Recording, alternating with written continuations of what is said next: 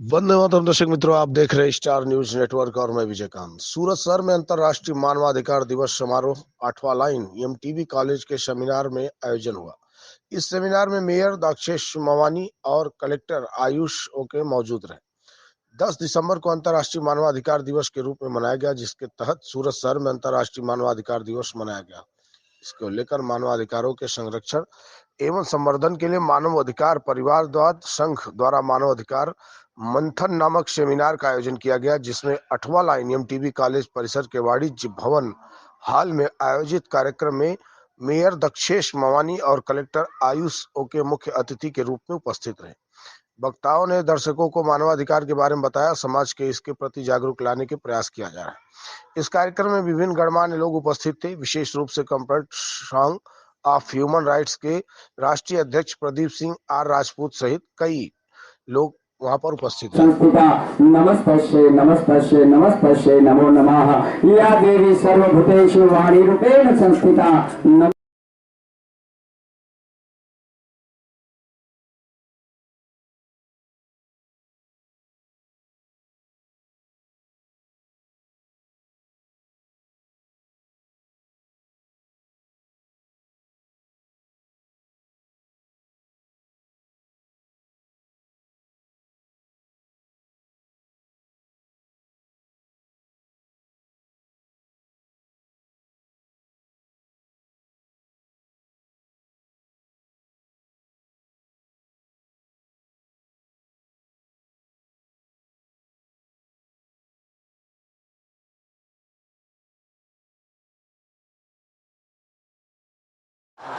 नमस्कार दर्शक मित्रों, मैं प्रदीप सिंह राजपूत, राष्ट्रीय अध्यक्ष फरियादी संघ मानवाधिकार। आज फरियादी संघ मानवाधिकार के तत्वावधान में आयोजित 10 दिसंबर अंतर्राष्ट्रीय मानवाधिकार दिन के उपलक्ष्य में एक मानवाधिकार मंथन का सभा का आयोजन किया गया है, जिसमें मानवाधिकार संरक्षण और मानवाधिकार संवर्धन के बारे में विस्तृत मंथन के लिए हम लोग यहाँ इकट्ठा हुए हैं। हमारे बीच मुख्य वक्ता के रूप में और मुख्य अतिथि डॉक्टर शीतलबेन तम्बाकूवाला MSW हमारे बीच उपस्थित है और बृहद जानकारी मानवाधिकार के विषय पर इनके द्वारा दी जाएगी। हम ये चाहते हैं कि मानवाधिकार संरक्षण और संवर्धन के द्वारा समाज में जो आर्थिक, सामाजिक और सांस्कृतिक स्वतंत्रता मिली हुई है वो सभी मानवों को अच्छी तरीके से प्राप्त हो और सभी देश के वासियों को खुशहाली, समृद्धि और सेवा मिले, ऐसी हम लोगों की कामना है। मंथन के जरिए कितने लोग जुड़े और क्या खास रहेगा मंथन में, क्या निकलेगा खास?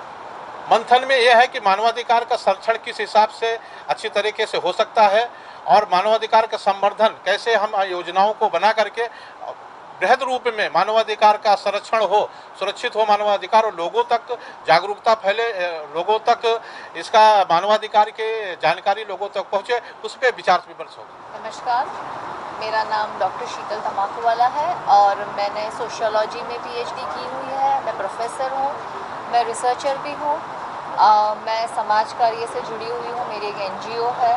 साथ ही साथ मैं साइकोलॉजिस्ट भी हूँ, जहाँ पे मेरा एक काउंसलिंग सेंटर है।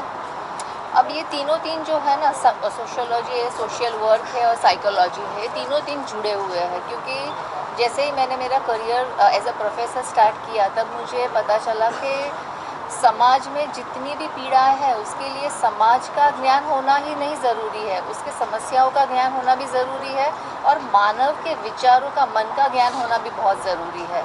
साथ ही साथ मैंने पढ़ती गई, मैंने बहुत सारे संशोधन किए हैं। प्रदीप जी से मैं कई सालों से जुड़ी हुई हूँ, हमारे स्टूडेंट्स उनके वहाँ प्लेसमेंट में जाते थे और प्रदीप जी बहुत अच्छा कार्य कर रहे हैं। और आज एक प्लेटफॉर्म मिला है जहाँ पे सभी को पता है मानव अधिकार है क्या, पर मानव अधिकार के बारे में डिटेल में माहिती देना चाहती हूँ कि आप कैसे इसको अपनी डेली रूटीन में, आपको अगर इन्फॉर्मेशन होगी, आपको जानकारी होगी तो आप दूसरों को भी प्रोत्साहित कर सकते हो। बस यही एक प्रयास है आज का। आज खास करके मानव अधिकार मंथन में किस किस बातों पे प्रकाश डाला गया और किस किस बातों पे लोगों को आगे जाना चाहिए? बेसिकली हमारे इंडिया में सबको पता है कि डेमोक्रेटिक कंट्री है, सबको अपने राइट्स के बारे में पता है, अपने हक के बारे में पता है, पर जो बेसिक इन्फॉर्मेशन होनी चाहिए संविधान में क्या क्या प्राविधान है, कितनी हमारे आर्टिकल्स है, वो किसी को पता नहीं है। मैं ऐसा नहीं कहती हूँ कि आपको कॉन्स्टिट्यूशन पूरा आना चाहिए, पर आपको इतनी तो बेसिक माहिती होनी चाहिए कि अगर आप एक मानव हो तो आपके इतने अधिकार हैं। पूरे विश्व में ये आज का दिन इतने हर्षो उल्लास से मनाया जाता है, जहाँ पे हमारा देश ही हमें ये प्राविधान देता है कि आपके जितने भी हक हैं आपको मिलने चाहिए, पर लोगों को पता ही नहीं है ये क्या है। आज का ये प्लेटफॉर्म जो है, हम लोग ज़्यादा से ज़्यादा संख्या ये हमारे संघ में जोड़ने की कोशिश करेंगे।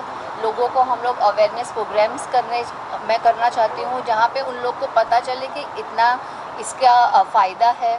लोगों को साथ जोड़ के एक टीम बना के हम लोग दूसरे लोगों को भी प्रोत्साहित कर सकते हैं। आज का हमारा मुख्य हेतु यही है कि जितने भी लोग, नहीं ओनली और इन सूरत, पर बहुत सारे हमारे सूरत में सबसे ज़्यादा माइग्रेंट है। अब वो माइग्रेंट कम्युनिटी के लिए कितनी सारे प्राविधान हैं वो उनको भी नहीं पता है।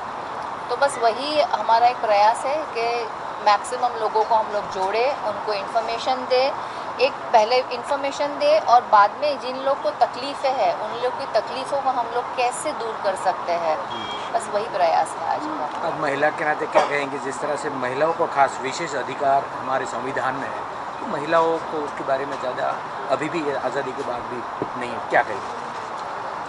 महिलाओं को मैं ऐसा नहीं कह सकती हूँ कि महिलाओं को वो इन्फॉर्मेशन के बारे में पता नहीं है। बहुत सारी महिला जागरूक है आज के देश में, पर जागरूकता जहाँ है वहाँ पे एजुकेशन है, जहाँ पे अवेयरनेस है, पर ऐसे भी बहुत एक ऐसा कॉर्नर है जहाँ पे ऐसी महिला है उनको अपने घर के बारे में भी नहीं पता है। तो हमारा देश ऐसा है ना, विभाजित हो गया है, जहाँ पे एजुकेटेड है उनको सब अपने हक के बारे में पता है, वो लड़ती है, पर एक ऐसा क्लास है जहाँ पे उनको कुछ भी नहीं पता है और वो बस रहती है। तो अब ये जो विभाजित है, तो ये विभाजन को हम लोग कैसे दूर कर सकते हैं? जब भी कोई शिक्षित महिला अशिक्षित महिला का हाथ पकड़ लेती है, हाथ थाम लेती है, तो वो अपना ज़िंदगी की जितनी भी तकलीफ़ है वो दूर कर सकती है। बस यही प्रयास है और यही चाहती हूँ कि आपके पास जितनी भी इन्फॉर्मेशन है आप उन लोग तक पहुँचाइए, उन लोग की मदद कीजिए। और अवेयरनेस के बावजूद भी अगर समस्याएं होती हैं तो मानवाधिकार की क्या भूमिका रहेगी?